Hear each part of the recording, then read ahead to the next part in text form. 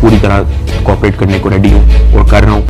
मैं इदारे के साथ USDT वो इसके डिजिटल वॉलेट में से हमने अनर्थ कर तेरा केस। मैंने कहा कि सर मेरी तरफ से तो मैं सब कुछ दे चुका हूँ, मुझे नहीं के पास जाना है या उसके बाद जेल जाना है, तो बोलने कोई मसला नहीं है। बिल्कुल जी, बात तो नहीं कर सकते डक्की भाई। इससे पहले भी हमने जब इनसे गुफ्तगू करने की कोशिश की भाई कुछ तो बोलिए, तो मना नहीं किया।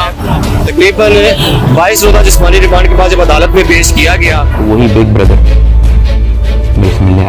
खैर उसने कॉल उठाई, कहता कैसा है डक्की। मैंने कहा सर मैं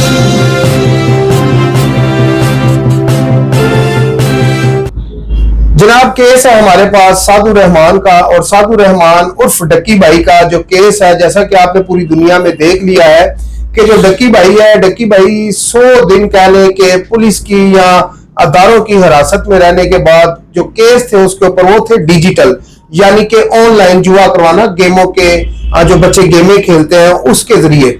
और काफी सारी कह लें कि जो कह लें जब इसको पकड़ा गया तो इसके ऊपर काफी सारे केसेस डाले गए और कहा यह जा रहा था कि हमने बहुत बड़ा कोई जुराइम का कह लें कि जो पुजारी है वो पकड़ लिया है, कोई बहुत बड़ा जुआरिया पकड़ लिया हमने। और जो अदारे थे वो ये बता रहे थे कि पूरी दुनिया में डक्की भाई का कह लें कि डंका बजता है, और डंका बजने के बाद यह है कि जो डक्की भाई है उसका कह लें कि पूरी दुनिया में जुआ चलता है और ये जो बंदा है ये ऑनलाइन जुआ करवाता है।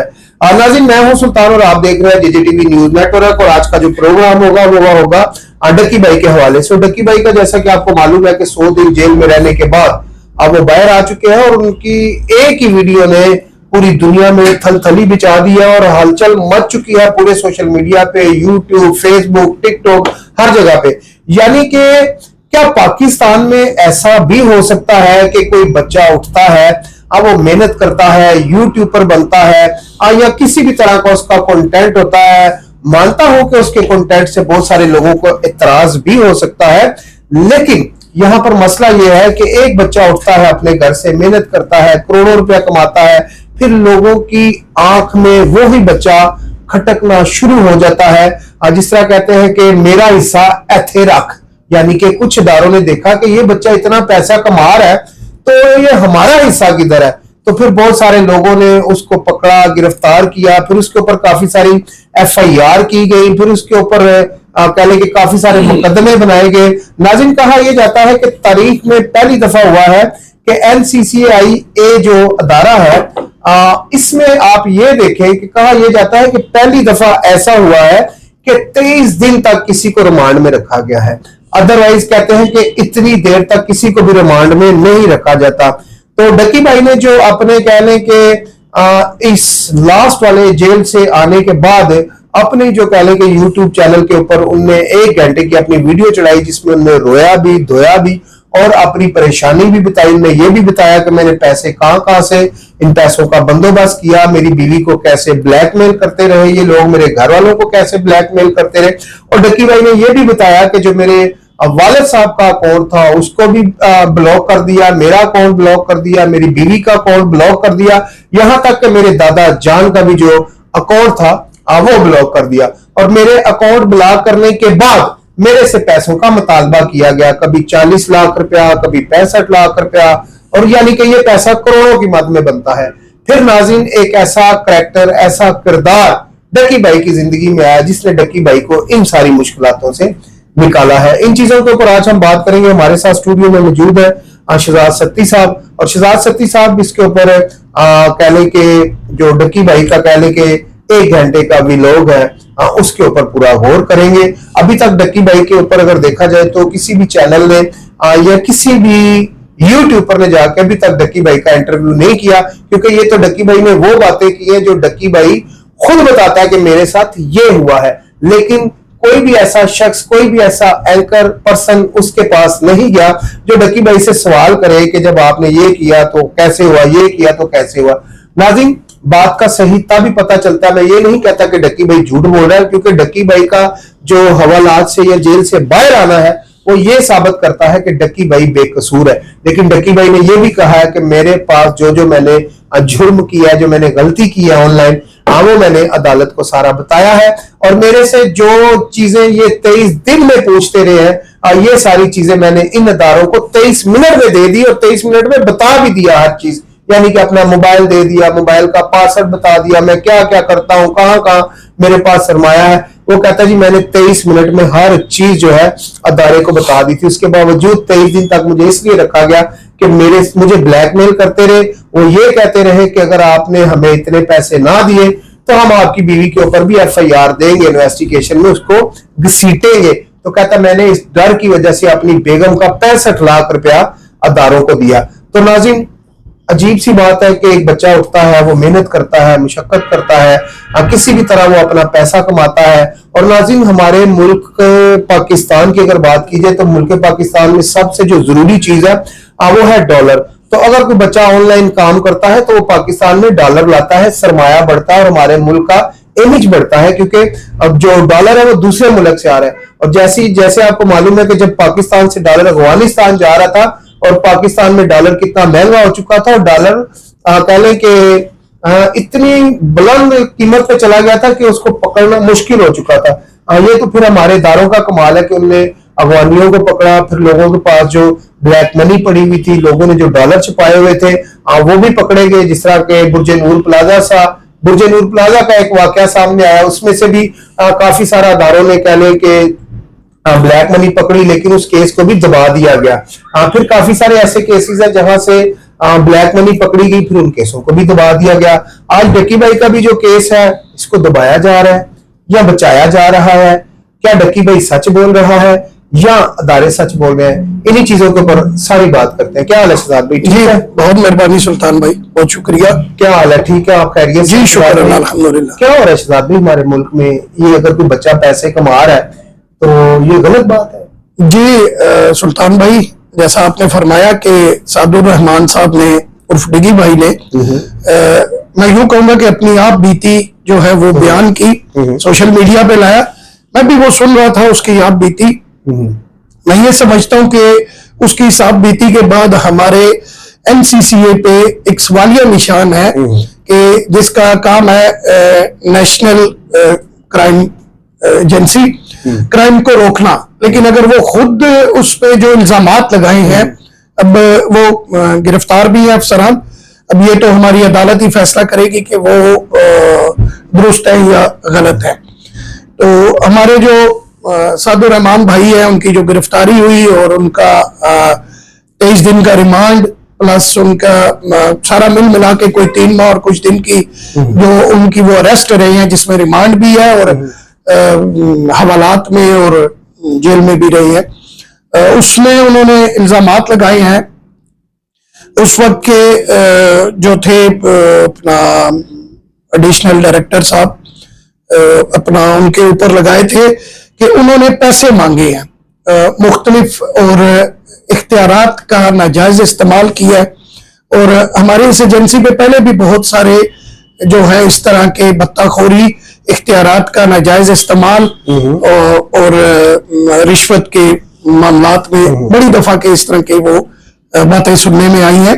लेकिन इस दफा तो सादुर रहमान भाई ने खुल के बयान किया और कहा है कि मेरा जो केस है वो अदालत में चल रहा है। अच्छा, इनकी जमानत जो है वो लाहौर हाई कोर्ट से जमानत हुई है, अभी बरी नहीं हुए, केस चलेगा, केस चलेगा और अदालत फैसला करेगी।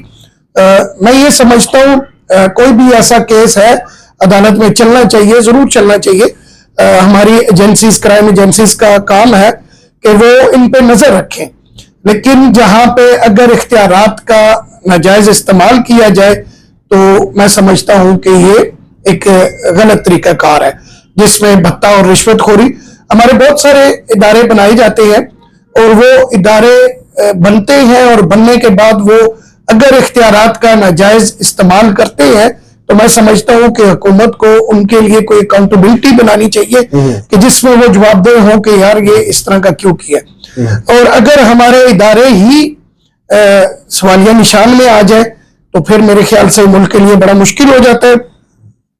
उन्होंने मुख्तलिफ मकामात पे बयान किया है, जो उनका वीलॉग है वो सुना है मैंने। उसमें उन्होंने कहा कि उनकी बेगम रूट जो है उसके जरिए 60 लाख एक कैश ली गई है और उसके अलावा 30 लाख के 10-10 लाख के चेक भी लिखे गए हैं। और वो कह रहा है कि अगर ये ऐसा हुआ है, जैसा कि आपको पता है कि वो गिरफ्तार है, FIA के जो है वो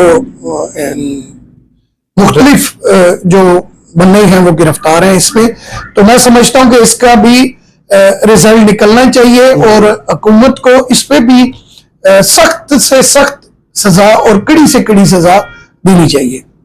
नाज़रीन, जिस तरह के अभी शहजाद भाई ने बताया कि जो क्राइम नेशनल क्राइम एजेंसी के जो लोग थे वो भी काफी सारे गिरफ्तार हैं और 3 से 4 अफसरानों के बारे में बताया जाता है कि वो गिरफ्तार हैं और इन्हीं लोगों ने केस बनाया था। और नाज़रीन, ये जो अदारे हैं इनका काम है क्राइम पकड़ना। इसी के साथ मुझे ना एक शेर याद आ गया कि जो क्राइम को रोकने वाले लोग हैं, जिन लोगों ने क्राइम को रोकना है, तो ये समझे कि इनने तो चोरों को पकड़ना है। तो यहां पर एक शेर बड़ा जबरदस्त बनता है। शेर क्या, एक छोटा सा फिक्रा आपसे शेयर करता हूं कि चोरां दा ते काम में उन्हां लुटना है, चोरां दा ते काम में उन्हां लुटना है, लुटना पहरेदार ते पीनी पैंदी है। यानी कि जो पहरेदार है जब वो ही लूट लेगा तो फिर मेरा ख्याल सवालिया निशान बनता है। तो नाज़रीन, यहाँ पर बहुत सारे सवाल डक्की भाई के इस इंटरव्यू ने उठाए हैं और बहुत सारे लोगों के दिलों में सवाल आ भी रहे हैं कि आया ये बनेगा क्या पाकिस्तान में। जो अदारे हमें इंसाफ देने के लिए बनाए जाते हैं, जो अदारे हमें तहफ़्फ़ुज़ देने के लिए बनाए जाते हैं, वही अदारे जब अपना हिस्सा निकालना शुरू हो जाएंगे, अपना लूटना शुरू कर देंगे। तो एक जो करैक्टर डक्की भाई ने बताया है कि ब्रदर नाम वो लेते हैं उसका, कि जो एक ऐसा करैक्टर मेरी जिंदगी में आया जिसने आके मुझे पूछा, नाम बताने से उन्होंने मना किया हुआ है, कि एक ऐसा ब्रदर मेरी जिंदगी में आया जिसने आके मुझे पूछा कि मैं आपकी अम्मी से भी मिल के आया हूँ, मैं और आपके सारे खानदान से भी मिल के आया हूँ। तो उसने ये कहा कि डक्की भाई, आप अपने घर वालों के सामने खुश रहा करें, आपने जो भी पैसे देने थे दे दिए, अब इस अजाब से निकालना आपको मेरा काम है। नाज़रीन, वो कौन लोग थे? वो भी इसी पाकिस्तान का हिस्सा है, वो भी ईमानदार लोग थे। यानी कि जैसा कि आपको मालूम होगा, हर अदारे में काली बेड़े बैठी हुई हैं। तो इसी तरह ये कौन से अदारे से शख्स आया जिसने डक्की भाई को आके हर अजाब, हर मुश्किल से निकाला। और जो कह लें कि जो नेशनल क्राइम एजेंसी थी, इसने जो केस बनाया डक्की भाई के ऊपर, ये फेक था, यानी कि ये ओरिजिनल केस नहीं था। अगर ये केस ओरिजिनल होता तो मेरा ख्याल है कि जो अफसरानों के ऊपर अब FIR हो चुकी हैं, जो अफसरान गिरफ्तार हो चुके हैं, मुअत्तल हो चुके हैं, तो मेरा ख्याल है फिर वो डक्की भाई के ऊपर सवालिया निशान नहीं बनता था। और डक्की भाई को यह भी कहा गया कि जब भी हम आपको पेशी पे लेके जाएंगे तो आपने जनाब मीडिया के ऊपर किसी के साथ बात नहीं करनी। तो जब वो डक्की भाई को अमूमन रिमांड लेने के लिए अदालतों में पेश किया जाता था तो उनके आगे माइक किया जाता था, और जो डक्की है वो जो किसी भी मीडिया के साथ बात नहीं करता था। तो ये भी कह लें कि जिन लोगों ने 60-60, 65-65 लाख रुपया लिया हुआ था, यानी कि करोड़ों रुपए की मद में जो रिश्वत ली हुई थी, वो कह लें कि उन्होंने मना किया हुआ था कि भाई आपने मीडिया टॉक नहीं करनी, मीडिया पे किसी भी तरह की आपने बात नहीं करनी। तो डक्की ने ये कहा कि यार ये भी मुझे मना किया गया था। लेकिन डक्की की जिंदगी में एक ऐसा शख्स आता है जो डक्की को इन मुश्किलों में से निकाल कर बाहर ले जाता है। और डक्की जो है तकरीबन 23 दिन जो है कि एज ए रिमांड में रहा अदारों के पास, और फिर तकरीबन 100 से ज्यादा जो दिन है उसने बेचारे ने जेल में गुजारे। और जेल के बारे में वो ये बताता है कि जिस काल कोठरी में मुझे बंद किया गया था वो तकरीबन इतनी बड़ी थी कि उसमें एक किंग साइज का मैट्रेस आ सकता है, और उसी के साथ एक छोटी सी दीवार वाला एक वॉशरूम था, और उसी के ऊपर हम बैठ के वॉशरूम भी मैं करता था, उसी में पानी था। और उसने ये भी बताया कि एक जो हवालात के बाहर है, यानी कि जेल की कोठरी के बाहर एक बोतल पड़ी हुई थी 1.5 लीटर की, तो बोतल को मैं देखता रहा। और उसने ये कहा कि जब उधर से एक पुलिस वाला गुजरा तो मैंने उसको कहा कि भाई वो जो बोतल है ना अब वो मुझे दे दे। तो उसने पुलिस वाले ने बोतल उठा के डक्की भाई को दे दी। डक्की भाई कहता मैंने अपनी कमीज उतारी और कमीज जो है मैंने अपनी उस बोतल के ऊपर लपेट के उसका तकिया बनाया और उसके ऊपर सर रख के मैं सो गया। और तकरीबन 3 दिन तक जो है मुझे किसी ने नहीं पूछा। फिर एक बंदा आता है मेरे पास, वो पर्ची पढ़ता है, तो वो कहता है जी आपका नाम ये है, तो उसने कहा जी ये मेरा ही नाम है। तो उन्होंने कहा जी आपकी मुलाकात है ये। तो डक्की ने कहा जी वो मेरे लिए एक बड़ा खुशी का दिन था कि जिस दिन 3 दिन के बाद मुझे कोई मिलने आया। तो खैर मुख्तसर ये है कि हमारे मुल्क में अगर ये काली भेड़ों का सफाया हो जाए तो मेरा ख्याल मुल्क अच्छा हो सकता है। नाज़रीन, हर अदारे में जब आप जाएंगे तो आपको काली भेड़ें मिलेंगी, लेकिन ये जो बड़े अफसरान होते हैं ये इनको चाहिए कि इन काली भेड़ों का सफाया करें। लेकिन बड़े अफसर भी कैसे काली भेड़ों का सफाया कर सकते हैं? बड़े अफसर तो खुद मिले होते हैं साथ में, जो नीचे से लेकर ऊपर तक एक अमला है वो जो है ये मिला होता है। तो एक और मेरे ज़हन में खाका सा आ रहा है, अगर आप इजाजत दे तो बोल दूं। जी बोल। नाज़रीन, एक हम प्रोग्राम देखते होते थे 50-50 प्रोग्राम था, कॉमेडी प्रोग्राम था, पीटीवी पे वो चलता था।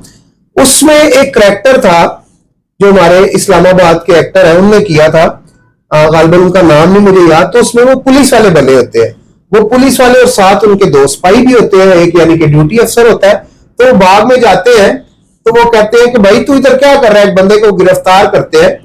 तो गिरफ्तार करने के बाद वो कहते हैं इसके पास से कुछ निकला है? उसने कहा सर जी इसके पास तो कुछ नहीं निकला। तो कहता है तू कहां से आया?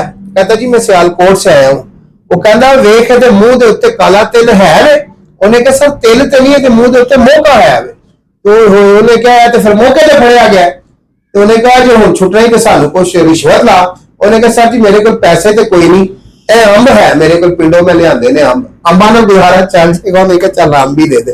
और वो जो एएसआई था ना उसने थोड़ा सा आम को चूसा, थोड़ा सा उसने जो साथ सिपाही थे उन्हें चूसा। उन्होंने कहा बस करो ये आम उत्ते तक भी जाना, यानी कि बड़े अफसर तक भी जाना है। तो मकसद ये बात करने का कि ये कह लें कि एक छोटा सा खाका तो था, लेकिन ये हमें समझाने के लिए था कि जो नीचे से लेकर ऊपर तक जो रिश्वत का बाजार गर्म है इसको कब खत्म किया जाएगा। पंजाब की बात की जाए, जो पंजाब में हमारी इस टाइम सीएम मरियम नवाज साहब बड़े तबांग काम कर रही है, तो उनके हवाले से तो बड़ी तारीफें लोग कर रहे हैं, हम भी करते हैं। अमूमन उनकी काफी सारे प्रोग्रामों में हम भी बैठ के तारीफ करते हैं। यानी जाहिर बात है उनने काम किया, डिलीवर किया, हमें भी नजर आता है काम हुआ है।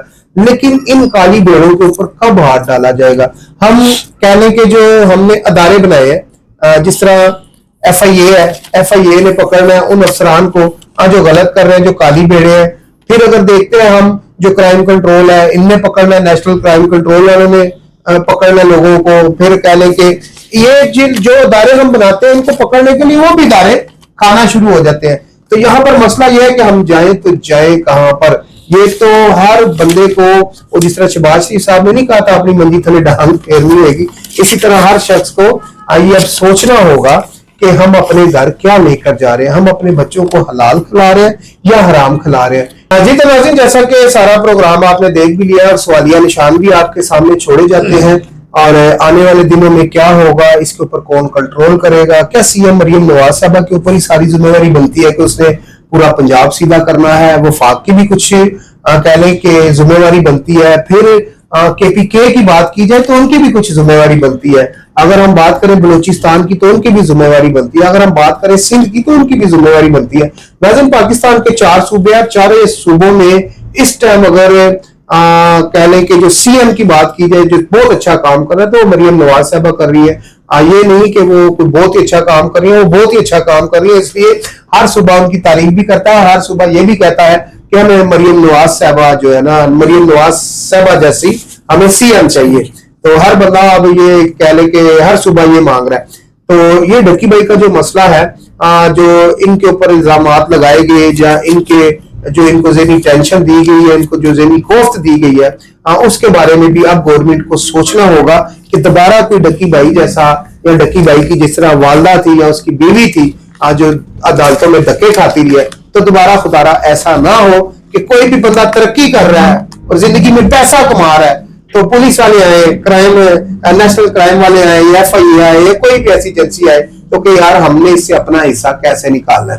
तो अपने हिस्से के चक्रों में अगले की पूरी जिंदगी को, उसके घर को जलील करके रख दिया इन अदारों ने। तो खुदारा इसी के ऊपर ये जो अभी नमूना आपके सामने आया डक्की भाई वाला, इसी नमूने को मद्देनजर रखते हुए मेरा ख्याल है जो अगले हमारे यूट्यूब पर है या कोई भी बच्चा काम कर रहा है तो खुदारा ऐसे मामलात से उनको बचाया जाए, दोबारा कोई डक्की भाई की तरह हवालात में ना जाए, यानी कि जाली मुकदमों में ना जाए।